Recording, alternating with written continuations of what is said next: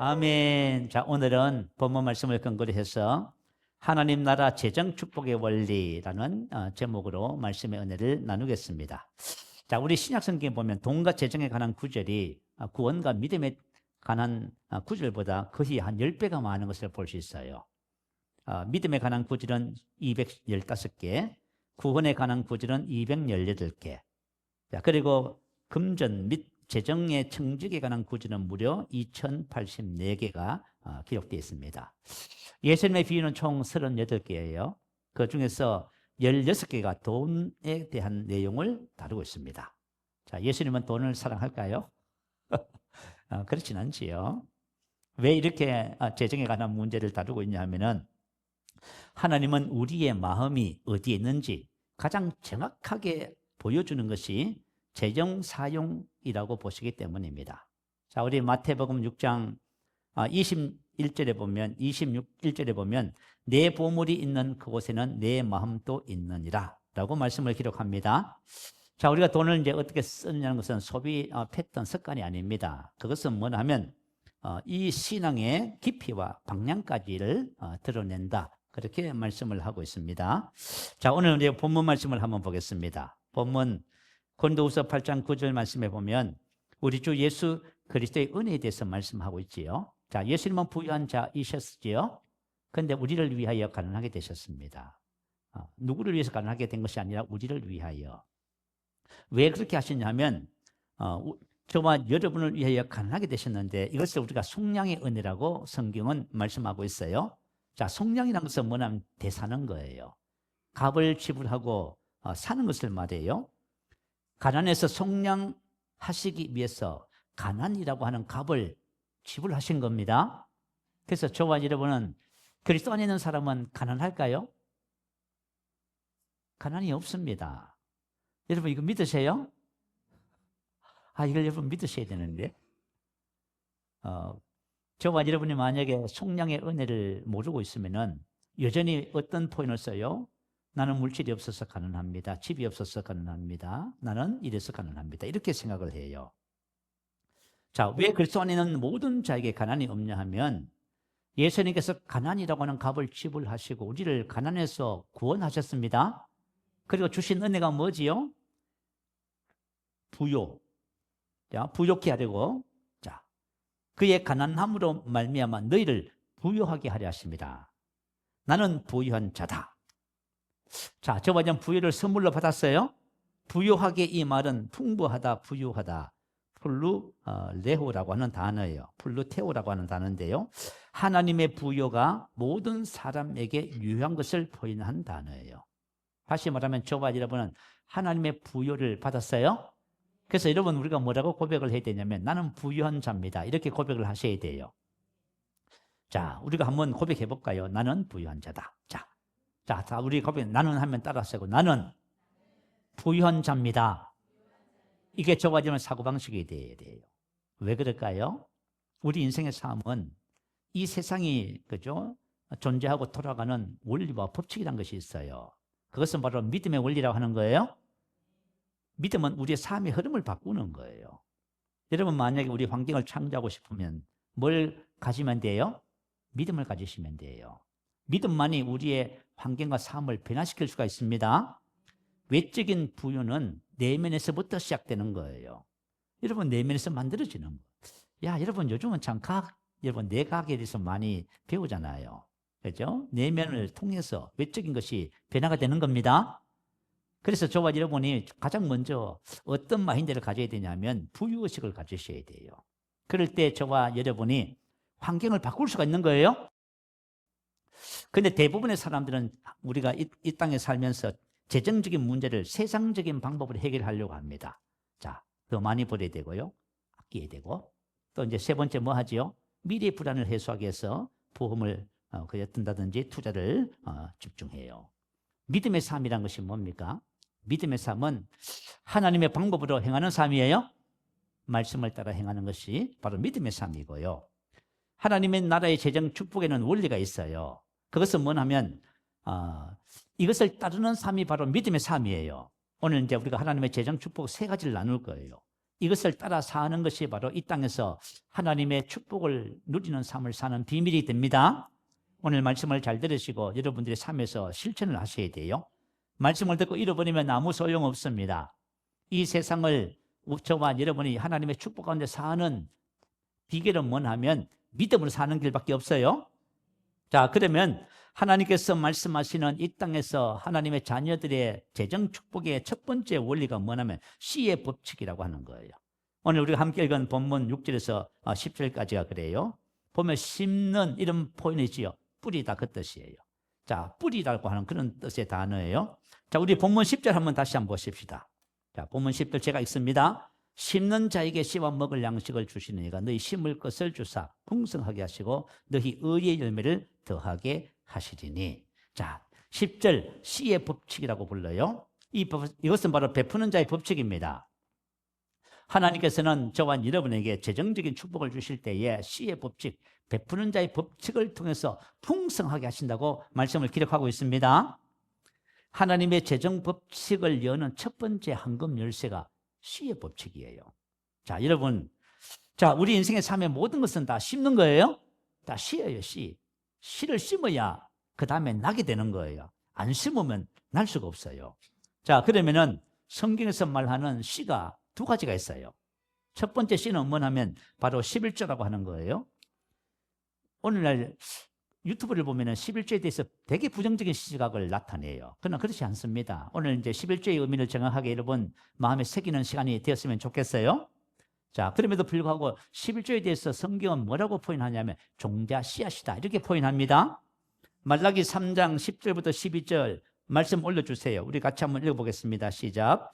만군의 여호와가 이르노라 너희의 온전한 11조를 창고에 들여 나의 집에 양식이 있게 하고 그것으로 나를 시험하여 내가 하늘문을 열고 너희에게 복이 쌓을 곳이 없도록 붙지 아니하나 보라. 만군의 여호와가 이르노라 내가 너희를 위하여 메뚜기를 금하며 너희 토지소산을 먹어 없애지 못하게 하며 너희 밭의 포도 날매가 기한 전에 떨어지지 않게 하리니 너희 땅이 아름다워짐으로 모든 이방인들이 너희를 복되다 하리라. 만군의 여호와의 말이니라. 자, 이제 11절을 뭐라고 했어요? 하나님의 집에 심는 씨앗이다 이렇게 표현했어요. 그죠? 이제 종자 씨앗이 되는 거예요. 하나님의 집에 심는 거예요. 하나님의 집에 창고에 들여서 하나님의 집에 양식이 있게 하는 것이 바로 11조 개념입니다. 이 11조를 통해서 하나님 나라에 이 땅에 세운 하나님 나라의 재정적인 필요를 채우는 거예요. 무슨 말인지 이해가 되죠? 첫째 11조. 이 첫째 11조는 뭐냐 하면 자, 레위인들과 제사장들의 생계를 보상해 주기 위하여 이스라엘 백성들이 바쳐야 하는 11조의 첫 단계를 첫째 11조 이렇게 표현을 해요. 자, 우리 민수기 18장 21절에 보면 내가 이스라엘의 11조를 레위 자손에게 기업으로 다 주어서 그들이 하는 일 곧 회막에서 하는 일을 갚나니. 자, 이스라엘 백성들이 하나님께서 레위인들에게는 기업을 주지 않았어요. 기업을 주지 않았기 때문에 먹고 살 길이 없는 거예요. 그 대신 그들이 성막에서 하나님의 집에서 일을 하도록 했어요. 그리고 하나님께서 하나님의 것인 11조를 레위인들의 생계를 위해서 바치라고 했어요. 왜냐하면 하나님께서 이걸 받아서 레위인들에게 뭐로 주셨어요? 그들이 회막에서 하나님의 일을 하는 값을 대신 주신 거예요. 그래서 이게 이제 11조가 바로 첫째 11조가 바로 레위인과 제사장들의 생계를 위해서 드리는 11조예요. 그리고 이 레위인들은 이것을 받아서 또 11조를 드려요. 그럼 누구한테 가요? 제사장들의 생계를 위해서. 그런데 이스라엘 백성들이 이걸 소홀히 해요. 만약에 이걸 소홀히 하면 어떤 일이 벌어지냐 하면은 느헤미야서 13장 10절에 보면 성전을 맡은 레위인들이 그들의 직분을 버립니다. 왜냐하면 그들은 먹고 살 길이 없어요. 11절을 안 하면. 그래서 뭐예요? 하나님의 나라가 공동체가 와야 돼요. 믿음의 삶이 와야 돼요. 네, 이런 일이 벌어졌다 그 말이에요. 그리고 둘째 11조는 뭐냐면 축제 11조라고 불러요. 이것은 첫째 11조를 이제 마친 백성이 이제 소득의 이제 10분의 9가 남았잖아요. 이 10분의 9 중에서 다시 10분의 1을 떼어내요. 이 10분의 1을 떼어내서 이걸 뭐 하냐면 중앙성소의 가족과 그죠? 가지고 올라가서 그곳에 하나님 앞에 감사하면서 축제를 벌여요. 그죠? 그래서 이것은 뭐냐면 축제용으로 사용하는 11절을 둘째 11절이라고 불러요. 그 내용이 신명기 12장 5절부터 19절에 기록되어 있어요. 그리고 세 번째 11절은 뭐냐면 구제 11절이라고 불러요. 원래 이스라엘은 7년 주기로 해서 안식년, 7년째를 안식년으로 정해요. 7년째 농사를 안 짓습니다. 그러면 소득이 없잖아요. 그때는 11절을 내지 않아요. 그러면은 그죠? 3년차, 6년차는 둘째 11조인 축제용 11절을 축제용으로 쓰지 말고 그걸 다 이제 성읍에서 모아요. 성읍에서 모아서 창고에다가 저장을 했다가 기업이 없는 내희인 가난한 사람들, 나그네들에게 그것을 구제용으로 드리게 했어요. 그래서 신명기 14장 28, 29절에 보면 매 3년 끝에 그해 소산의 10분의 1을 다 내어 내 성읍에 저축하여 너희 중에 풍기치나 기업이 없는 내희인가 내 성중에 거류하는 객가 및 고아와 가부들이 와서 먹고 배부르게 하라. 그리하면 내 하나님 여호와께서 내 손으로 하는 범사에 내게 복을 주시리라. 아멘. 그래서 성경에서 말하는 온전한 11조는 우리가 뭐 10분의 1을 정확하게 띄어서 드린다, 뭐 소득의 11조를 드린다, 전체 그죠? 소득의 11조를 드린다, 이런 개념이 아니고 성경에서 말하는 온전한 11조는 바로 첫째, 둘째, 셋째 11조를 정확하게 한다는 뜻이에요. 이게 이제 온전한 11조예요. 하나님께서는 이 11조를 통해서 먼저 그의 나라와 의를 구하게 하셨구나 하는 것을 그죠? 깨닫게 됐어요. 여러분, 온전한 11조의 의미가 뭐냐면 바로 먼저 그의 나라와 의를 구하는 삶이에요. 이게 복을 받는 삶입니다. 우리 이제 신약 성경에도 예수님이 그러시잖아요. 먼저 그의 나라와 의를 구하고요. 여러분, 이스라엘의 3대 의 중에서 첫 번째가 뭐냐면 구제예요. 그죠? 그래서 11조가 뭐예요? 하나님께 그죠? 그의 왕국을 그죠? 이 땅에 세우고요. 그리고 이 땅 백성들에게 구제용으로 쓰는 거예요, 이게. 그래서 이 11조가 의미가 바로 그런 뜻을 갖고 있구나 하는 것을 우리가 말씀을 통해서 알게 됩니다. 그럴 때 하나님이 주신 축복이 뭐지요? 첫째, 내가 하늘 문을 열고 농사를 짓잖아요. 비가 와야 되잖아. 이른 비, 늦은 비라잖아. 그죠? 비가 오지 않으면 농사를 망치는 거예요. 그래서 하나님께서 우리 인생의 삶에 때를 따라 돕는 은혜를 주시는 거예요. 내가 만약에 사업을 한다고 치면 사업에 필요한 거죠. 재정과 또 기술적인 면과 또 뭐라 할까요? 또 그 만든 물건을 팔 수 있는 그런 그죠? 활로가 열리겠지요. 이런 모든 것들이 하나님께서 열어주신다 그 말이에요. 이게 하나님께서 주시는 축복이요. 우리 이제 그 계시록에 보면 빌라델피아 교회를 향한 하나님의 축복의 말씀이 기록되어 있어요. 내가 너 앞에 열린 문을 두었으되, 열린 문의 축복이에요. 하나님께서 우리 인생의 삶의 문을 열어주십니다. 그 참 이상하게 우리가 인생의 삶을 살아보면요, 문이 열리기 시작해요. 그래서 이것을 하나님이 주시는 이제 축복입니다. 두 번째는 메뚜기를 금하여, 메뚜기는 먹어치우는 자, 모든 파괴 세력을 상징해요. 금하여 꾸짖어. 메뚜기를 금하여 토지 소산을 먹지 못하게 한다. 다시 말하면 우리가 무슨 일을 해도 절대로 그것이 망하지 않습니다. 하나님께서 우리의 모든 악을 지켜주시고요. 농사를 짓다 보면 병충해라든가 도적이라든가 짐승들이 와서 다 해치잖아요. 우리가 무슨 일을 하든지 간에 인생의 삶에 그런 해치는 자들이 다가와요. 그때 하나님께서 그것을 꾸짖어서 다 보호해 주신다 그 말입니다. 세 번째는 열매가 기한 전에 떨어지지 않게 하리니, 농사를 지금 다 지어서 포도나무에 그죠? 소출이 이제 다 되어져 가고 가을이 달렸고 다 한데요. 태풍이 와서 비가 와서 막 다 쓸어내버리면 어떡할 거예요? 그럼 아무 소용이 없잖아요. 그런데 하나님께서 우리에게 주시는 축복이 뭐냐면 항상 무슨 일을 하는지 열매 맺게 하시는 겁니다. 우리의 삶의 땅 터전이 어떻게 해요? 아름다워지게 하시는 거예요. 그래서 이방인들이 뭐라고 말해요? 복되도다. 그러니까 저와 여러분 삶의 터전이 아름다워집니다. 여러분의 삶의 그죠? 환경과 상황과 하는 일, 모든 일들이 아름다워지기 시작해요. 그래서 믿지 않는 사람들이 그걸 보면서 복되도다. 이게 하나님의 영광이 되는 것입니다. 사실은 저와 여러분이 믿음의 역사가 나타나고 하나님의 축복을 받아야 하나님의 영광을 받으시는 거예요. 우리 생각에는 하나님 너무 째째요 그렇게 생각하지요. 그렇지 않아요. 하나님 나라에는 원리라는 것이 있어요. 믿음의 원리. 우리가 그 믿음의 원리로 문을 열지 않으면 안 된단 말이에요. 우리가 믿음의 원리를 따라서 문도 열지도 않고 하나님이 왜 안 주시냐고 하면 어떻게 해요? 안 된단 말이에요. 그래서 하나님께서 우리에게 가르쳐 주신 원리와 방법을 따라서 저와 여러분이 하나님의 나라를 문을 열어야만 합니다. 그럴 때 저와 여러분을 보고 이 세상이 하나님의 영광을 보게 되는 것입니다. 자, 그리고 이 11조의 개념은 그의 나라와 의를 구하는 것뿐만 아니라 하나님께서 공급의 근원이심을 고백하는 우리의 신앙 고백으로 율법 이전에 주신 거예요. 자, 우리 한번 보십시다. 성경에 기록된 첫 번째 11조, 창세기 14장 17절 이하에 나와 있어요. 자, 아브라함이 조카 롯이 그죠? 잡혀갔다는 얘기를 듣고 그들 오매 연합군을 추격해서 전쟁에서 승리하고 돌아옵니다. 이건 대단한 승리예요.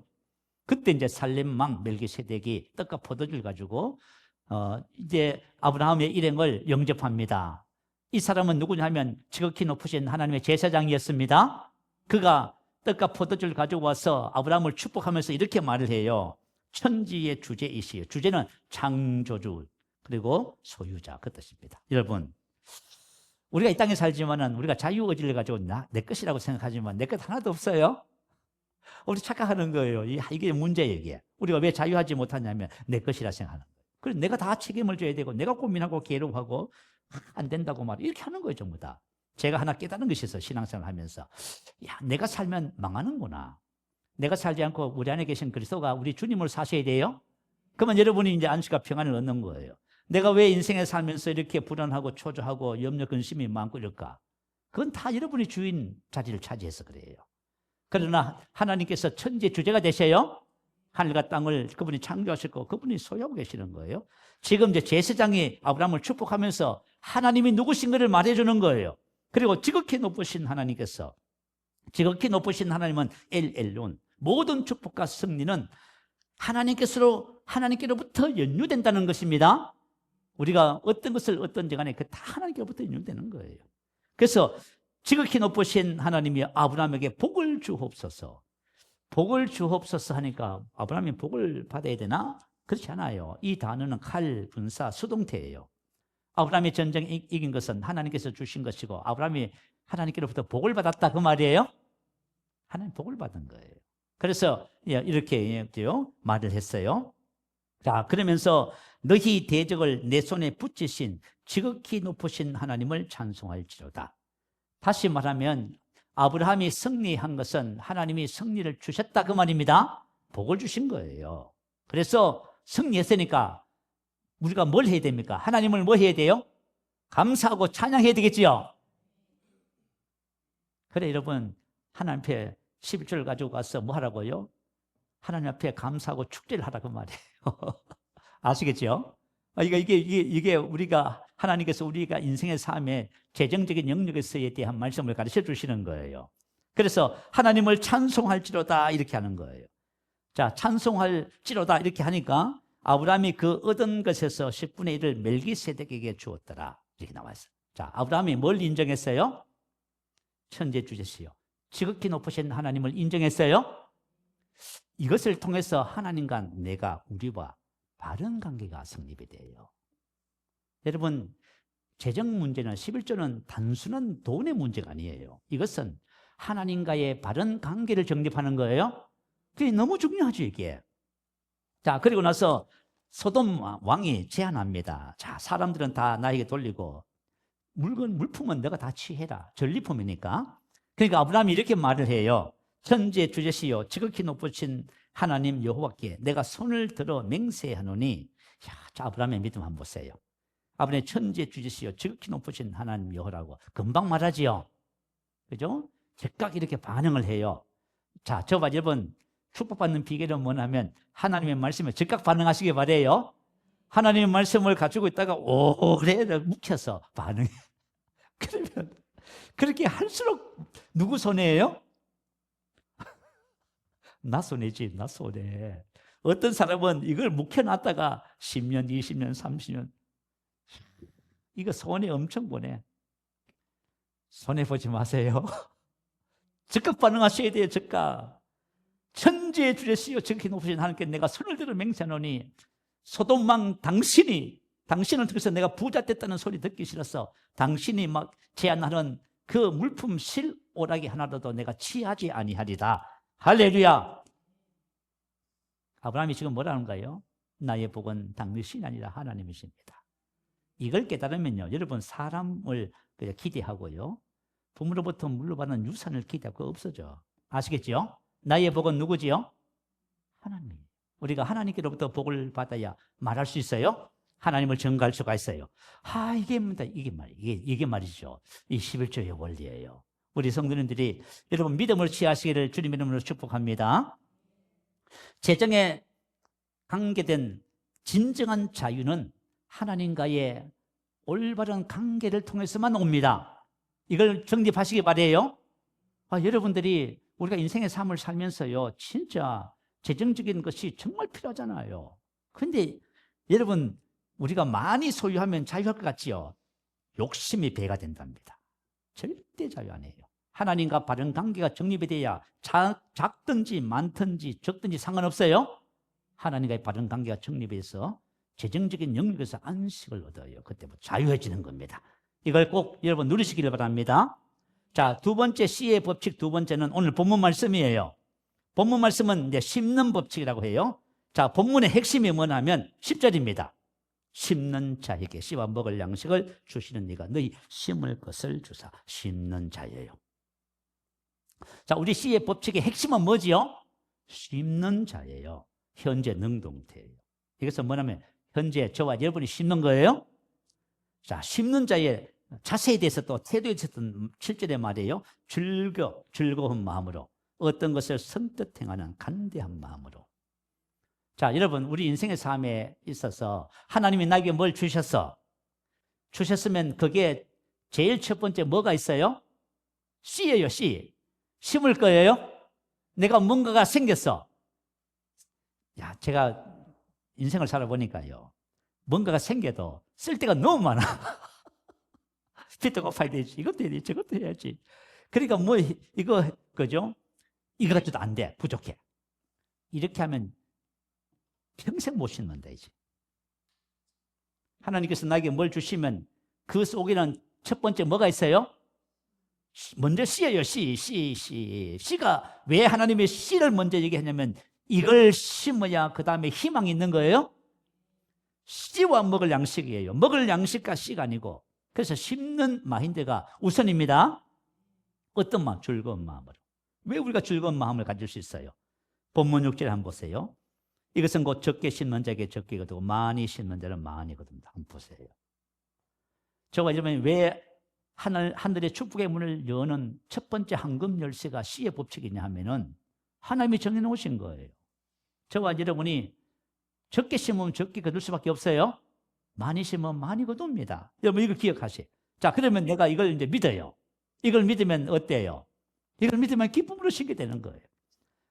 제가 지난번에 우리 재정에 대해서 말씀 나누면서 최훈유 목사님을 간증했지요. 누가복음 6장 38절. 자, 우리 같이 말씀 한번 믿음으로 고백해야 합니다. 올려주세요. 시작. 주라 그리하면 너희에게 줄 것이니 곧 후이되어 누르고 흔들어 넘치도록 하여 너희에게 안겨주지라. 너희가 헤아리는 그 헤아림으로 너희도 헤아림을 도로 받을 것이요. 자, 이 헤아림이란 말은 무슨 뜻이냐면 우리가 다른 사람에게 어떻게 해주는가에 따라 똑같이 한다 그 말이에요. 그대로 받는다 그 말이에요. 이걸 가지고 성경은 황금률이라지요. 자, 저와 여러분이 인생의 삶을 살면서 내가 어떤 사람에게 하는 그대로 받습니다. 그걸 기억하셔야 돼요. 최은주 목사님이 기도하다가 누가복음 6장 38절 말씀을 그죠? 믿음으로 받았어요. 그래서 이분이 손뼉을 쳤어. 야, 목사도 하나님 부자 되게 하시는구나. 세상에. 우리 목사는 가난해야 그죠? 경건하다 생각했거든요. 그게 아닌 거예요. 하나님께서 이 말씀을 주셨어. 그때부터 뭐예요? 주라. 축복의 비결은 주는 것이다. 심는 거예요? 뿌리는 거예요. 그래서 이분이 부모로부터 물려받은 유산이 집 한 채가 있었어요. 뭐 했어요? 사모님과 상해서 그 집 팔아버렸어요. 여러분 생각해 보세요. 목사가 집 한 채밖에 없는데 그거 팔아버렸다. 뭐 하려고요? 심으려고. 그래가지고 막 어디다 심을까 기도하면서 막 연구하네. 봐요. 저와 여러분이 하나님의 말씀을 믿어지면 이게 심는 게 즐거워지기 시작하는 거예요. 근데 이게 짐이 되는 거야, 이게. 이게 쓸 것도 없는데. 이러면 이제 하나님의 축복의 문을 못 여는 거예요. 여러분, 이걸 기억하셔야 돼요. 이 말씀이 믿어지면은 본문 말씀 즐거운 마음으로 간대함으로 심게 되는 것이에요. 그 심는 마인드가 딱. 여러분, 신약 성경 보면 신기한 곳이 하나 있어. 예수님이 고향 가셨잖아요. 고향 가서 고향 사람들이 예수님을 거절했습니다. 그래서 두 가지 이야기를 해주셨어요. 아람 왕의 군대장관 나하만 이야기, 그리고 그 가부 이야기 해주셨지요. 그죠? 사렙다 가부 이야기 해주셨어요. 누가복음 4장 25절 26절에 보면 이렇게 기록해요. 내가 참으로 너희에게 이르노니 엘리야 시대에 하늘이 3년 6개월간 닫히어 온 땅에 큰 흉년이 들었을 때에 이스라엘에 많은 가부가 있었으되 엘리야가 그중 한 사람에게도 보내심을 받지 않고 오직 시돈 땅에 있는 사렙다의 한 가부에게 뿐이었으며. 자, 분명히 흉년이 들었어요. 가부는 정말 생활하기 어려운 거죠. 상황에 있는 분들을 의미해요. 그런데 이스라엘 땅에 가부들이 많았어요. 그런데 하나님께서 그 많은 가부들에게 선지자 엘리야를 보내지 않았단 말이에요. 그럼 왜 이방 나라에 있는 사렙다 가부에게 선지자를 보냈어요? 이유가 있어서 그래요. 그 사렙다 가부가 심는 자예요. 아시겠죠? 심는 자에게 기회를 주시는 거예요. 아시겠죠? 믿는 자에게 기회를 주시는 거예요. 우리 신약 성경에 보면 예수님께서 오늘 갑자기 사역을 막 일어나는데 그냥 두시고 어디 가셔요? 그거 가니까 누가 있어요? 예수님을 기대하는 사람들이 있어. 우리가 이제 인생의 삶을 살면서 저와 여러분이, 그죠? 정말 믿음으로 살잖아요? 그러면 기회가 와요. 축복의 기회가 와. 그런데 이거 모르고 살아가잖아요. 그럼 문이 닫혀. 없어요. 그래가지고, 그죠? 가서 보니까 상황이 최악이네. 밀가루, 기름 몇 방울, 요거 마지막 해먹고 아들하고 죽는답니다. 그래서 하나님의 말씀을 전해줘요. 이스라엘의 하나님 여호와의 말씀에 나 여호와가 피를 지면에 내리는 날까지 그 통의 가루가 떨어지지 아니하고 그 병의 기름이 없어지지 아니하리라 하셨느니라. 그런데 그건 떡을 만들어서 선지자를 줬습니다. 그죠? 봐요. 말씀에 따라서, 그죠? 뭐 하는 사람이에요? 믿음을 심는 자지요. 그랬더니 어떤 일이 벌어졌어요? 통의 가루가 떨어지지 아니하고 병의 기름이 없어지지 아니하니라. 이건 하나님의 초자연적인 공급이잖아요. 지금 우리가 나누는 말씀은 자연적인 원리에서 열심히 일하고 돈 벌고 그걸 말하는 것이 아니에요. 하나님의 초자연적인 공급에 대한 이야기예요. 하나님은 이렇게 초자연적으로 공급을 해 주신단 말이에요. 우리가 저와 여러분이 지금 사업을 해서 언제 부자가 되겠어요? 하나님의 공급이 시작돼야만 합니다. 하나님의 초자연적인 공급은 이렇게 믿음으로 심을 때 나타나는 거예요. 자, 우리 교회가 개척을 해서, 그죠? 개척교회 진짜 가난. 월세가 밀리는. 근데 근사님 한 분이, 그죠? 9,500만 원을 11조와 감사헌금을 했어요. 그래서 차를 한 대 사고, 봉고차를 한 대 사고, 월세를 전세로 돌렸어요. 몇천만 원 남았어요. 그럼 그 돈을 모아놨다가 성전을 이제 교회를 옮긴다든지 뭐 하면은 건축을 하게 되면은 그 돈을 써서 사고 이렇게 얘기를 하더라고. 근데 내가 가만히 생각해 보니까 아니, 어느 천년에 돈 모았어? 어느 천년에? 여러분 한번 생각해 봐요. 아니, 성도들도 없는데 어느 천년에 돈 모아서 그 돈 다 씁니다, 그냥. 교회가 그죠? 재정이 안 돌아가기 때문에. 그런 얘기 하더라고. 그래서 아니야, 그렇게 하면 안 돼. 우리는 지금부터 뭐 하냐, 이거 심을 거야. 하나님의 법칙을 따르는 거예요? 뭐 심기로 했습니다. 그래서 기도하면서 내가 심기로 결단하니까 하나님께서 뭘 줘요? 심을 곳을, 기회를 주시는 거예요. 그 심었지요. 그리고 그 땅 교회 지은 거예요, 여러분. 만약에 우리 새생명교회가, 그죠? 그 세상적인 원리를 따라서 뭐 저축하고 뭐 어떻고 저떻고 했잖아요. 그러면 절대로 이런 일 없어요. 하나님의 초자연적인 역사는 저와 믿음으로 해야 되는 거예요. 아시겠죠? 그렇게 할 때 역사가 나타나는 거예요. 자, 그래서 이렇게 하면 심는 자에게 주시는 하나님의 축복이 뭐지요? 씨와 먹을 양식을 주는 거예요. 그러니까 참 하나님은 우리가 어떤 것이든 간에 먼저 그의 나라와 의를 구하는 것이 하나님의 뜻인 모양입니다. 자, 어떤 것을 가지든지 먼저 그걸 가지고 그의 나라와 의를 구하는 거예요. 그게 유대인들이 지혜로운 거예요. 유대인들은 자녀들에게 뭘 가르쳐요? 돈을 버는 것보다 쓰는 것을 먼저 가르친다 하잖아. 그죠? 그게 뭐예요? 자선. 올바른 일을 행하는 것. 그죠? 자, 그래서 물질이 생기면 먼저 생각할 것은 씨가 먼저입니다. 여러분 많이 쓸 것이 너무 많아요. 이렇게 가면 여러분 이제 아무것도 못한다. 이제 하늘 문을 못 연다. 쓸 것이 너무 많아요. 여기다 써야 돼 죽겠어요. 그 마인드를 가지고도 안 돼요. 하여튼 어쨌든 간에 하나님께서 물질을 주시면 그곳에 반드시 뭐가 있어요? 씨가 있어요. 씨. 그래서 씨를 여러분 씻는 마인드를 가지면은 하나님께서 여러분에게 초자연적인 재정의 복을 문이 열리도록 인도하실 거예요. 그때부터. 그렇게 하시기 바래요. 하나님께서 풍성하게 하신다잖아요. 뭐라고 말씀하세요? 심는 자에게 씨와 먹을 양식을 주사 주시는 이가 너희 심을 것을 주사 풍성하게 하시고 의의 열매를 더하게 하시라 봐요. 하나님께서 왜 우리 풍성하게 하셔요? 의의 열매를 더하게 하라고요? 더 많이 심으라고. 하나님 나라를 위해서요. 더 많이 심으라고. 그런데 사람들의 욕심이 그죠? 이 풍성함의 축복을 닫아버려요. 여러분 그렇게 하지 마시기 바래요. 여러분 이 원리를 여러분이 마음에 새기고 조그마한 것부터 한번 실천해 보세요. 그죠? 회사에서 같이 김밥 하나 나누는 것, 커피 한 잔 나누는 것. 이 다 심는 거예요. 여러분 이렇게 생각하세요. 나 이거 하나님 심습니다. 하나님 나 없는 거 가난한 거 아시지요? 우리는 부유식을 가지고 심는 거예요. 가난하다면 주께 보세요. 나는 부유하고 나는 심는 자야. 하나님이 이 심는 것을 통해서 의의 열매를 더하여 풍성하게 하신다. 내가 너희에게 말하노니 불의의 제물로 친구를 사귀라. 그리하면 그 제물이 없어질 때에 그들이 너희를 영조할 처스로 영접하리라. 지극히 작은 것에 충성된 자는 큰 것에도 충성되고 지극히 작은 것에 불의한 자는 큰 것에도 불의하리라. 너희가 만일 불의한 제물에 충성하지 아니하면 누가 참된 것으로 너희에게 맡기겠느냐. 야, 불의한 제물, 참된 것 반대 개념이에요. 불의한 제물은 불의한, 부정한 그 뜻이고요. 참된 것은 진짜 올바른 의로운. 오늘 함께 읽은 이 말씀은 왜 하나님은 제물을 가지고 불의한 제물이라고 했을까요? 그건 이유가 있어요.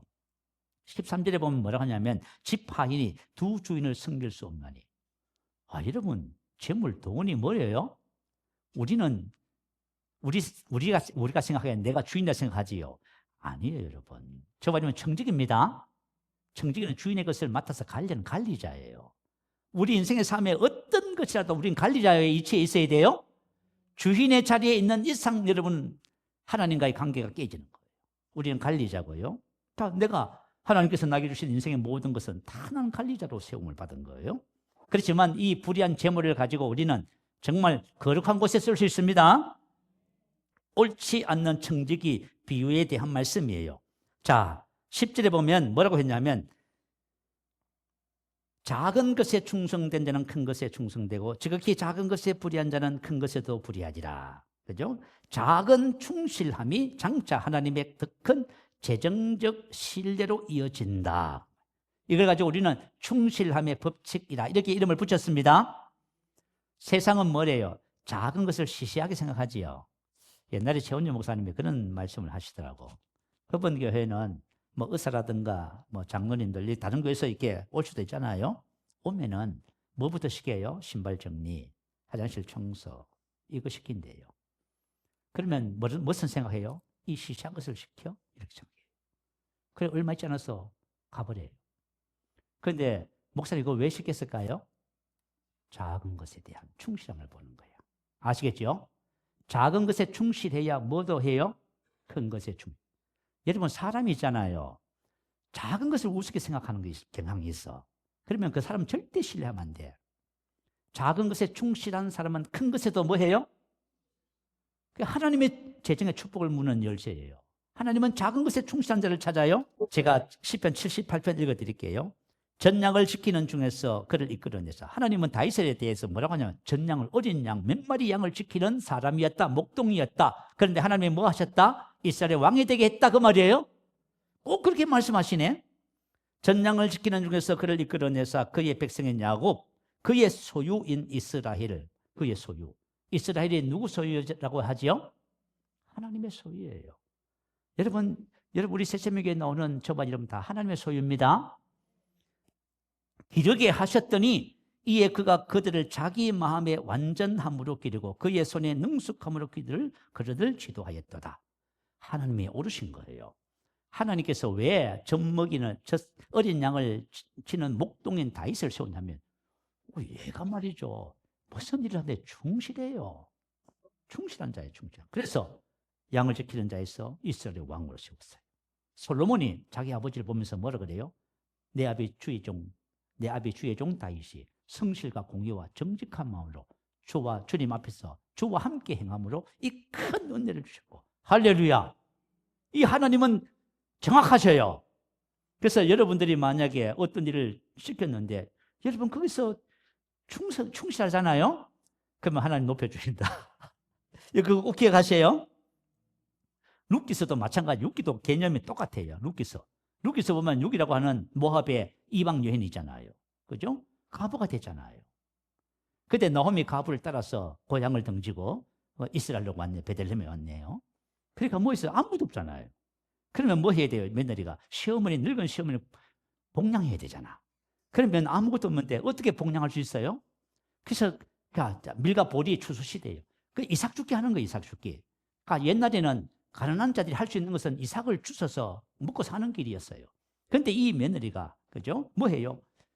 아침부터 늦은 시간까지 이삭을 매일 주러 다녀요. 그것을 터다가 시어머니를 복양하네? 할 수 있어 없어요? 이게 뭐예요? 작은 일에 충성하는 거예요. 하나님께서 이 여인을 통해서 어떤 일을 벌여줬어요? 메시아가 이 여인의 가문에서 나오게 하시지요. 이거 마태복음 1장 5절 6절 보면 이렇게 나와 있어요. 살몬은 나합에게서 보아스를 낳고 보아스는 룻에게서, 보아스가 그죠? 룻의 이제 남편이 된 거예요. 룻에게서 오벳을 낳고 오벳은 이에스를 낳고 이세는 다윗을 왕을 낳고, 그리고 다윗 왕을 통해서 예수님이 이 땅에 오신 거예요. 근데 세상에 모함 여인이 성경에 이름이 기록되네요. 하나님이 높여주신 거예요. 여러분, 우리가 인생의 삶을 살면서 어떤 것을 하더라도 여러분 어떤 곳에서도 가든지 간에 작은 일에 충성하시기 바래요. 내가 하는 일이 작고 보잘것없는 일일지라도 그것은 너무 소중한 일입니다. 왜냐하면 이 작은 일이 큰 것을 열 거예요. 그게 여러분 큰 것을 여는 거예요. 자, 그래서 여러분 이걸 꼭 기억하시고요. 그런데 이 누가복음 16장 9절에 보면 하나님께서 주신 불의한 제물로 뭘 하라고 하냐면 이것을 하는 것이 충성됨이라 이렇게 기록했어요. 불의의 제물로 친구를 사귀라. 그 제물이 없어질 때에 그들이 너희를 영주할 처소로 영접하리라. 불의의 제물로 뭘 하라고요? 친구를 사귀라. 근데 사귀라 번역이 잘못됐어요. 친구를 만들라예요. 자, 여러분 친구를 사귀는 것하고 친구를 만드는 것하고는 개념 자체가 다릅니다. 여러분 만약 내가 친구를 사귀어, 그러면 누구를 친구 사귈 거예요? 내 마음에 드는 사람, 그러죠? 나와 비슷한 처지의 사람, 나에게 잘해주는 사람 친구 사귀고 싶지요. 친구를 만든다는 것은 말은 뭐예요? 친구가 되어주라는 것 뜻이에요. 아시겠죠? 가난하고 어렵고 힘든 사람들의 친구가 되어주라. 자, 그러면 여러분 이 불의한 재물이 친구를 만드는 거예요. 참 신기하지요? 만약에 내가 친구가 없다. 그러면 왜 친구가 없냐 하면은 돈을 안 써서 그래요. 돈을 안 쓰면 친구가 없어요. 돈을 써야 돼요. 불의의 재물로 친구를 만들어라. 자, 이것이 없어질 때 여러분 우리 인생의 삶에 건강도 뭐도 재물도 명예도 다 없어져요. 여러분 아시겠죠? 뭐 죽을 때는 빈손 터는데 아무것도 아닌데 여러분 이걸 모으려고 하고 애쓰지 마세요. 다 없어요. 이거 전부 다 없어질 때 영원한 처소를 우리를 영접한다지요. 그러면 불의의 제물로 뭘 하래요? 영혼 구원하라는 거예요. 이게 최고의 가치 있는 일이에요. 내가 만약에 재물을 가지고 영혼을 구원할 수 있다면 그건 최고의 일을 하고 있는 거예요. 지금. 야, 우리 이제 커피 전도를 하려고 해요. 커피 전도 그냥 돈 없으면 못해요. 그죠? 여러분 헌금하시고 하셨잖아. 그게 뭐냐면 이제 불의의 제물로 지금 친구 만드는 거예요. 어떤 친구요? 천국 갈 친구 만드는 거예요. 아시겠죠? 그런데 하나님은 참 희생하셔. 그런데 이렇게 재물을 가지고 우리가 이 땅에서 어떤 일을 하는 것이 가장 가치 있는 일인지를 말해주고, 이게 무슨 일이라고요? 작은 일이라, 지극히 작은 일이라 하니. 물질을 통해서 친구를 만드는 것이 지극히 작은 일입니다. 뭐 대단한 일도 아니랍니다. 근데 이것도 못하면 어떻게 해요? 이것도 못하면 뭐 이제 뭐 하나님께서 더 이상 맡겨줄 거죠? 수 없는 상황이 되는 것이에요. 그래서 저와 여러분이 어떤 구호를 외쳐야 되냐면 돈을 많이 벌자. 그리고 이것을 최고의 가치 있는 곳에 사용하자. 할렐루야. 하나님께서는 저와 여러분이 그죠? 재물을 가지고 천국 갈 백성들을 만들으라고 말씀하고 계십니다. 이것이 최고의 가치 있는 일이에요. 지금 여러분들이 그걸 잘하고 계셔서 너무 감사해요. 자, 세 번째 법칙은 준비의 법칙이에요. 자, 우리 첫째 날 경제적 어려움을 통과하는 이유에 대해서 첫째, 둘째 말씀을 나눴지요. 우리 영혼을 보호하는 방패, 우리 영혼을 깨끗하게 한다. 이것은 뭐냐면 축복을 담는 그릇 만드는 거예요. 자, 우리가 축복을 감당할 수 있는 준비된 그릇에 하나님께서 풍성하게 부어주셔요. 여러분만 한번 생각해봐요. 만약에 내가 재물과 뭔가를 감당할 수 있는 그 준비가 안 되는데 그게 맡겨지면 어떡할 거예요 도대체? 안 되는 거예요. 준비돼야 돼요. 디모데후서 2장 15절 말씀 올려주세요. 우리 한번 읽어보십시다. 시작. 너희 진리의 말씀을 옳게 분별하며 부끄러울 것이 없는 일꾼으로 인정된 자로 자신을 하나님 앞에 드리기를 힘써라. 이 준비하라잖아요. 여기 인정된 자는 도키모스라는 뜻이에요. 믿을 수 있는, 인정된. 이건 단순히 그냥 뭐 인정했다 그런 것이 아니에요. 시험을 거친 후 옳다 인정을 받았다. 여러분, 사람이 언제 옳다 인정을 받아요? 시험을 거쳐봐야 돼. 시험 쳐봐야 돼. 우리 옛날에 우리 형이 그죠? 공부를 해서 옛날에 대학 시험 치잖아, 그죠? 뭐 기억도 안 나네요. 시험을 치는데 우리 형이 뭐라 했냐면 서울에 학교를 간다고 시험을 치는데 하는 말이 자기가 시험 잘 치고 제일 빨리 하고 나왔대. 떨어졌어. 그러면 뭐 빨리 하면 뭐해? 아니, 점수가 잘 나와야지. 저와 여러분 시험 치는 거예요? 간단해. 시험은 진짜 간단해. 딱 뭔가를 맡겨보면 알아. 무슨 알겠지요? 제가 우리 교회에서 제일 잘하는 것이 하나 있어요. 뭐 말씀을 잘 잘한다, 기도만, 그건 몰라. 나는 잘 자신 없어요. 근데 제일 잘하는 건 청소. 몇 년 했어요? 30년. 그러니까 청소 30년 하고 나니까 이게 내 눈이 레이더야. 이게 뭐예요? 나의 삶이야, 이게. 저와 저번 우리가 하나님 앞에 영혼이 잘 되기로 결단하고 준비하기 시작하면 여러분 잘 됩니다. 될 수밖에 없어. 그래서 저번에 이걸 기억하셔야 돼요. 그래서 영혼이 잘 되는 것이 범사가 잘 되는 비밀이에요. 이게 바로 준비한 거예요. 내가 만약에 준비의 법칙을 인정하면 어떨까요? 기다림의 시간을 불평하지 않습니다. 여러분, 그릇은 하루아침에 되지 않잖아요. 연단을 통해서 만들어져요. 그러니까 우리가 인생을 살아보니까요, 무슨 일을 해도 그죠? 예수를 믿든지 안 믿든지 금방 되는 것이 없어요. 그래서 기다림의 시간을 내가 만약에 준비된 그릇을 인정하고 믿는다면 기다림의 시간을 불평하지 않습니다. 기다림의 시간을 은혜로 받아들이게 돼 있어요. 참 신기하지요. 근데 우리가 이걸 잘 못해. 야고보서 1장 2절에 보면 여러 가지 시험을 만나거든 뭐라고 해요? 온전히 기쁘게 해라. 믿음의 시련이 인내를 만들어. 기다림의 시간이 있단 말이에요. 그죠? 인내를 만들어냅니다. 인내를 온전히 이루라. 이는 너희를 온전하고 구비하여 조금 더 부족하니 그를 만든다. 그 말이에요. 그러니까 우리 모든 인생들은 어떻게 보면 그리스도인들은 그릇 만들어지는 과정 속에 있어요. 여러분들이 이것을 알고 잘 반응하고 적용하면은 그릇이 만들어질 것이고 안 그러면 그릇이 깨어집니다. 못 쓰는 그릇이 될 수도 있어요. 그러면 여러분이 스스로 여러분 자신을 살펴봐서 영혼이 잘 되는 것을 선택하시기 바라요. 자, 성경적인 인내에 대해서 알아보고 우리 기도하십시다. 성경적인 인내 히포모네는 내가 참는다 무조건이 그게 아니에요. 경고히 섬 학고부동. 이것도 첫 번째 뜻. 경고히 섬 학고부동. 자, 우리는 하나님의 진리의 말씀을 믿습니다. 하나님께서 내 인생의 그릇을 만들어서 마침내 복을 주실 것을 믿습니다. 그래서 저와 여러분 어떤 경우든지 간에 견고하게 학고부동에 세심만 합니다. 진리 위에 딱 써야 돼요. 그리고 나서 뭘? 기다림이에요. 기대라는 것은 뭐죠? 자, 마침내 축복의 그릇이 되어서 하나님의 축복을 담을 것을 기대합니다. 아멘.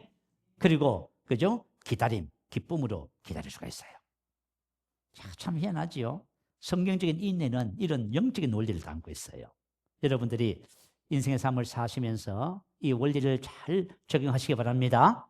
자, 하나님께서 우리 재정의 부분에 있어서 우리는 어떤 마인드를 가져야 되냐면 부유의식을 가지셔야만 합니다.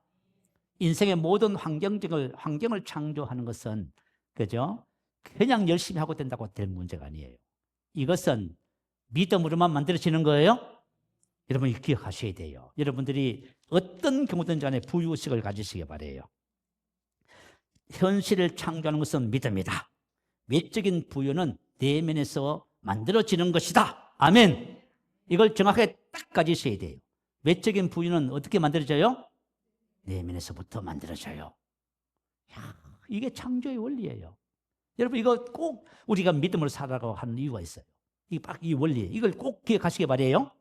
그래서 C의 법칙, 충실함의 법칙, 준비의 법칙, 이걸 다 기억하시고요. 여러분 낙심하지 않게 되시기 바랍니다. 낙심하지 않으시고요. 여러분 삶 속에서 하나님의 영광을 나타내는 축복이 있게 될 줄 믿습니다. 아멘. 말씀을 생각하면서 우리 할렐루야 한 부르시고 한 목에 기도합니다. 할렐루야, 주님을 찬양합니다.